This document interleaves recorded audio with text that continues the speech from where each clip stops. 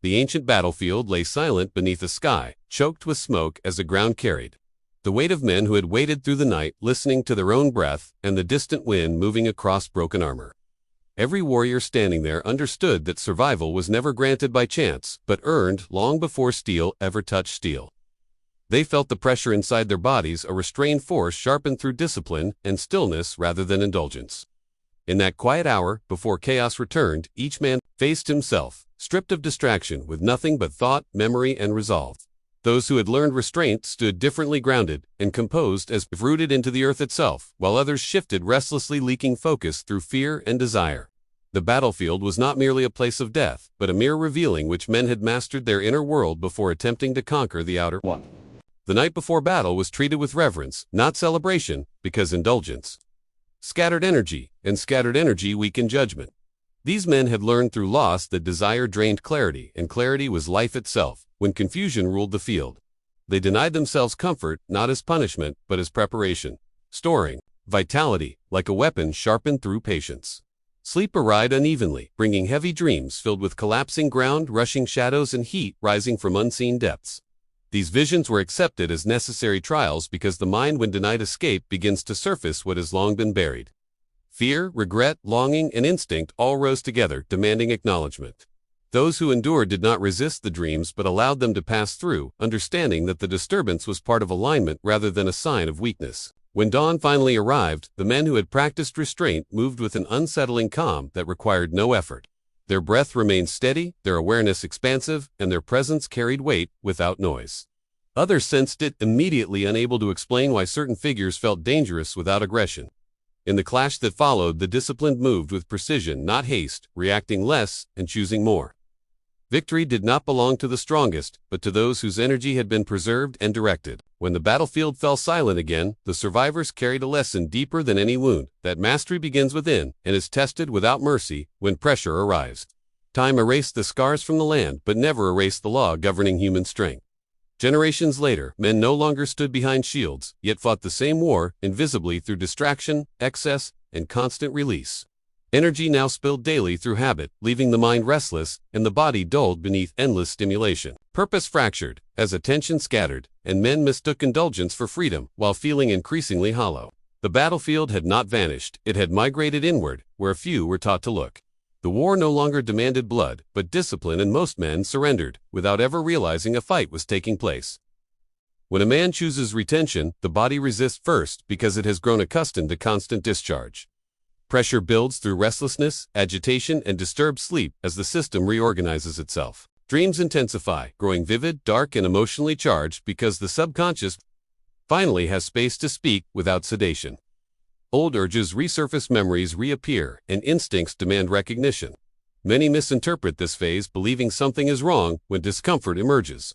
In truth, the disturbance signals reordering as energy once scattered begins to collect and rise. The mind is forced to confront what distraction once buried, and this confrontation feels uncomfortable before it feels empowering. Those who retreat return quickly to comfort, silencing the process before it completes. Those who remain feel subtle changes during waking hours. Posture straightens, breath deepens, and attention sharpens. The body begins conserving rather than leaking, and the mind gains coherence. Desire no longer pulls automatically, but becomes something observed and redirected.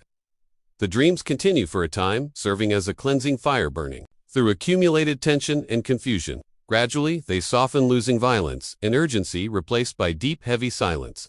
Sleep becomes restorative rather than draining, and waking hours carry clarity rather than fog.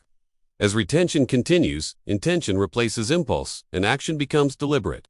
The man no longer reacts to every stimulus, but chooses where to place energy. Others sense this shift, responding differently without conscious understanding. Conversations slow, respect emerges quietly, and presence becomes undeniable without performance. This change is not mystical but structural, because energy held becomes energy usable. Stability creates gravity, and gravity commands attention. The man does not chase validation because his system no longer leaks.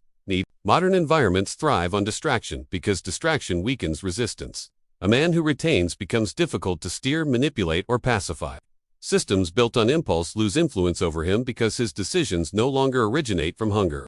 Retention restores internal authority by reclaiming instinct from compulsion.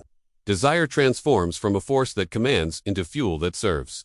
What once pulled downward now drives upward into creation, focus, and resilience. The disturbing dreams that once shook the nights now reveal themselves as rites of passage.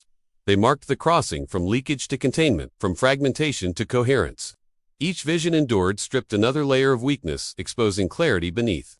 The subconscious reorganized itself around discipline rather than indulgence. This process could not be rushed because integration requires time.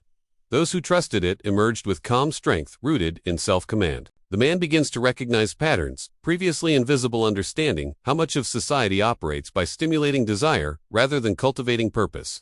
He sees how restlessness is normalized and exhaustion mistaken for ambition. Retention grants perspective, allowing observation without entanglement. The man becomes selective, with attention guarding it as fiercely as warriors once guarded their knights before battle. Focus becomes sacred because it determines direction, and direction determines destiny. Energy once spent on constant release now fuels endurance, creativity, and leadership. The body grows responsive rather than depleted, and the mind remains alert without strain. Silence becomes comfortable in solitude, nourishing rather than empty. The man begins building rather than consuming, creating rather than reacting. This shift compounds over time, producing momentum that feels inevitable rather than forced. Eventually, the realization arrives quietly that the ancient battlefield never disappeared.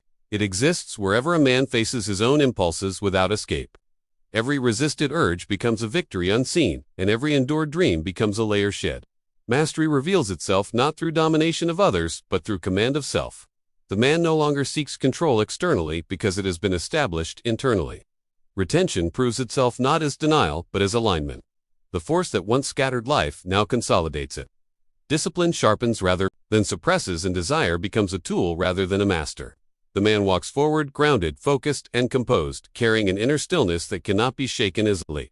This is the inheritance left by those who stood calmly before chaos long ago. If this video gave you real value, tap the thanks button. Your support helps me keep creating deeper content like this. Every thanks is a spark that keeps this mission alive. Your support means more than you know. The story continues wherever restraint is chosen over impulse and purpose over pleasure. The battlefield waits patiently because it always has. The outcome depends on whether energy is spilled or stored, whether desire commands or serves. Mastery remains a deciding factor now, as it was then, and discipline remains the path forward. To become superhuman, save your seed, and become unstoppable. If this video charged your internal battery, please show some love. Give this a quick like, and subscribe to make sure you never miss an energy upgrade. I love seeing our global community grow, so please drop your location in the comments. It fuels the channel. If you've got questions that need an answer or want to connect with like-minded people, find us on Telegram, link below. Let's spread this power. Take a moment to share this with your crew. Have a truly powerful day.